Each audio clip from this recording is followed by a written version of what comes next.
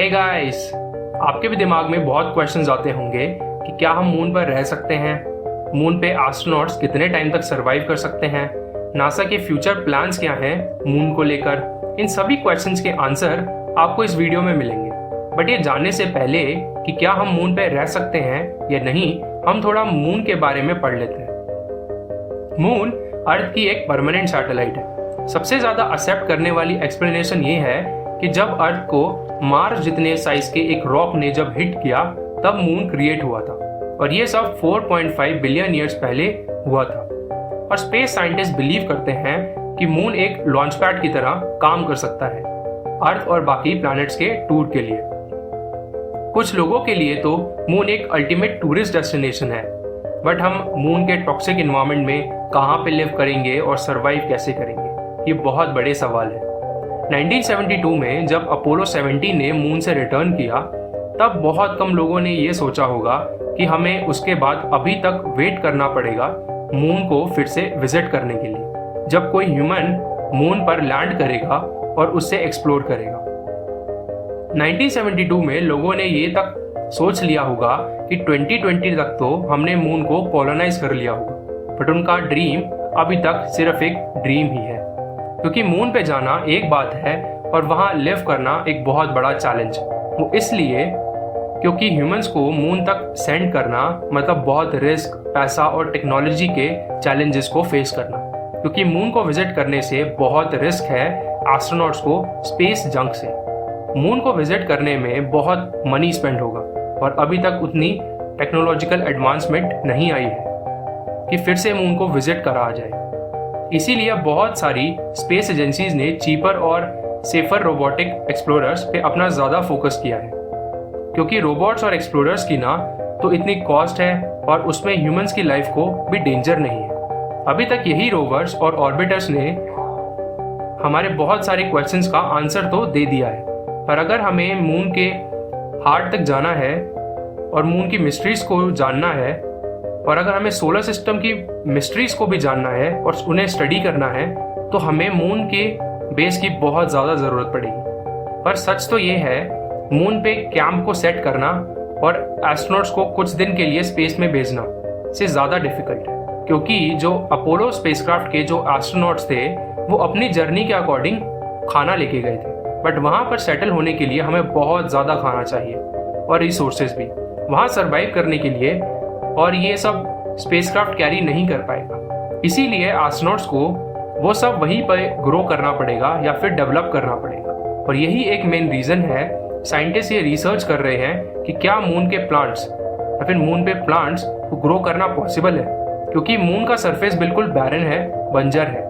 Moon पे food equipments से पहले सबसे बड़ा टास्क होगा ब्रीदेबल एयर, कि वहाँ जाके सांस ले ली जाए। बट ये बहुत ईजी है, क्योंकि मून की सॉइल में 42% ऑक्सीजन देखा गया है।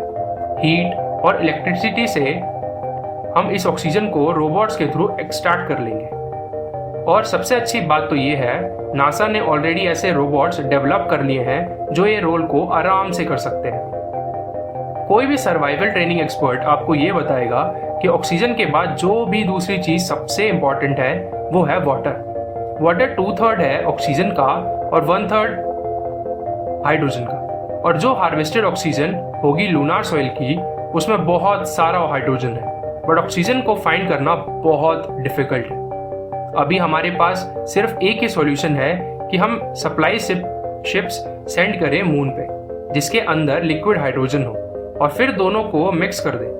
2018 में नासा ने ये कंफर्म किया कि वाटर आइस फॉर्म में मून के सरफेस पे है। रोवर्स इस आइस को इजीली ड्रिल करके निकाल सकते हैं, तो जो भी वहां सेटल करेंगे वो इस वाटर को ड्रिंकिंग पर्पस के लिए यूज कर सकते हैं, और हाइड्रोजन और ऑक्सीजन को एक्सट्रैक्ट करके उसे रॉकेट फ्यूल की तरह यूज कर सकते हैं, और कुछ वाटर हम फूड ग्रो करने के लिए भी यूज कर सकते हैं। और सबसे बड़ी प्रॉब्लम ये है कि क्या हम मून पर फूड ग्रो कर सकते हैं या नहीं।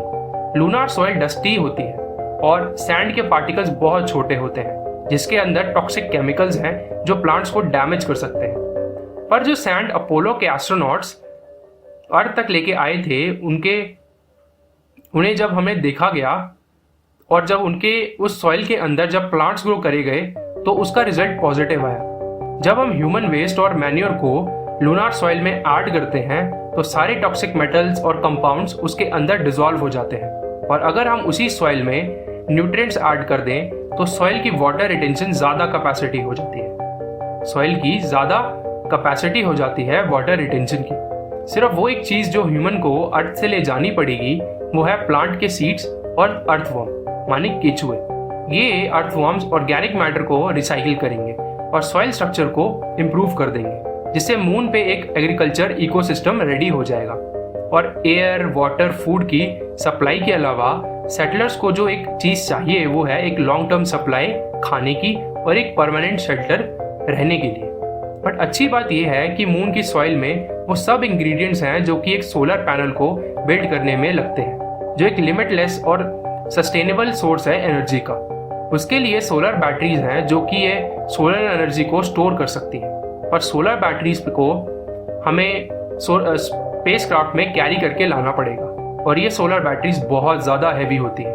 और सोलर एनर्जी के लिए मून के पोल्स का हाईएस्ट पॉइंट चूज किया गया है जहाँ सनलाइट परमानेंट आती है, और मून के पोल्स पे ही हम अपना बेस सेटअप कर सकते हैं, जिससे हमें कांस्टेंट सोलर सप्लाई मिलेगी सोलर एनर्जी की।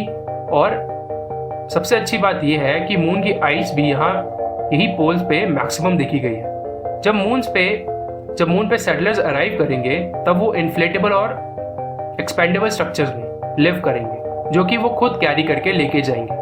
इन्फ्लेटेबल्स बहुत लाइट, कम बल्की होते हैं और इन्फ्लेटेबल्स ज़्यादा स्पेस प्रोवाइड करेंगे रिजिड स्ट्रक्चर्स के कंपैरिजन में। यही एक्सपेंडेबल्स और इन्फ्लेटेबल्स सेटलर्स को स्पेस की कॉस्मिक रेस से प्रोटेक्ट करेंगे, जो सेटलर्स के डीएनए और उनके यूज के इलेक्ट्रॉनिक्स को डैमेज कर सकते हैं। इसीलिए इन रेस से बचने के लिए एक शील्ड जो कि हाइड्रोजन से बनी होगी वही प्रोटेक्ट करेगी उन सेटलर्स को। इसलिए इंजीनियर्स हाइड्रोजन रिच वाटर में इन स्ट्रक्चर के स्पेस सूट्स को बिल्ड करने में लगे हुए हैं, जिनसे एस्ट्रोनॉट्स सेफ रहें उन सूट में। और इन सब का एक सिंपल सा अल्टरनेटिव है जो है लूनार सॉइल, जो हाइड्रोजन से बेटर तो नहीं है बट इसकी एक thick layer easily cosmic rays से प्रोटेक्ट कर सकती है। यूरोपियन साइंटिस्ट ने एक टेक्निक यूज करके 3D प्रिंटेड ब्रिक्स बनाई है जो लूनार सॉइल से कवर होंगी। उनका विजन ये है कि एक इग्लू शेप का हाउस बनाया जाए और वही इग्लू उस हाउस को सेफ रखेगा। ना सिर्फ वो स्पेस रेडिएशन से उनको सेफ रखेगा बल्कि माइक्रो मीटियोर से भी उन सेटलर्स को सेफ रखेगा जो हर सेकंड में मून को हिट करते हैं।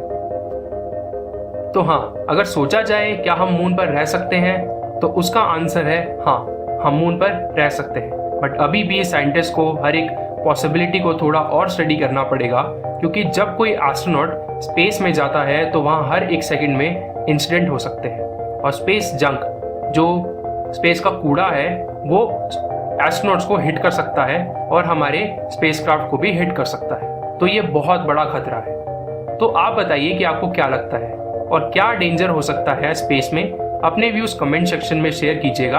अगर वीडियो अच्छी लगी हो तो लाइक कीजिएगा, शेयर कीजिएगा और सब्सक्राइब जरूर कीजिएगा और बेल आइकॉन को हिट कीजिएगा ताकि आपको मेरी वीडियो की नोटिफिकेशन सबसे पहले मिले। अब मिलते हैं अगली वीडियो में ऐसे ही मज़ेदार साइंस के टॉपिक्स को लेकर। तब तक के लिए मेरी अगली वीडियो जब तक नहीं आती तब तक के लिए आप अपना ध्यान रखिएगा।